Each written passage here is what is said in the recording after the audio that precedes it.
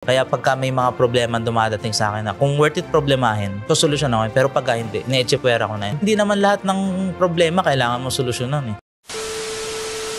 Mas masarap nga po yun na matalo ka ng paulit-ulit muna eh, bago mo makuha yung panalo na gusto mo talaga. Kasi mas lalo mo ma-appreciate yung panalo mo pagka marami ka ng talong na pagdaanan. Kaya nga po yung diploma o diskarte. The subjective talaga yung tanong kasi paano kung yung tinanong mong tao, tamad pala. Kaya pagka may mga problema dumadating sa akin na kung worth it problemahin, sosolusyon ako. Pero pagka hindi, ine-echepwera ko na yun. Hindi naman lahat ng problema kailangan mo solusyonan eh. Kadalasan yung problema na dumadating sa'yo na maliliit, bigay lang din yan ng mga taong may inggit sa'yo, gusto kang hilahin pababa. Kung lahat ng problema susolusyonan mo, ikaw din yung kawawa. Pwede mo naman ibigay yung problema na yun sa tao na kayang sumolusyonan mo. Kaya doon po papasok yung bakit kailangan mo mamili kung diploma o diskarte. Magkakatulong lahat yan para lalong maging mas effective bilang tao. Pagka inaasa mo sa ibang tao yung problema mo, sila yung gusto mong mag-control ng buhay mo, wala kang patutunguhan. Pag sobrang nahihirapan ka na, malapit ka na daw nun sa dulo, kailangan mo lang magtiis pa ng konti. Na-realize ko din na kailangan mo talagang humingi sa taas. Magantay lang. Tapos siyempre kilusan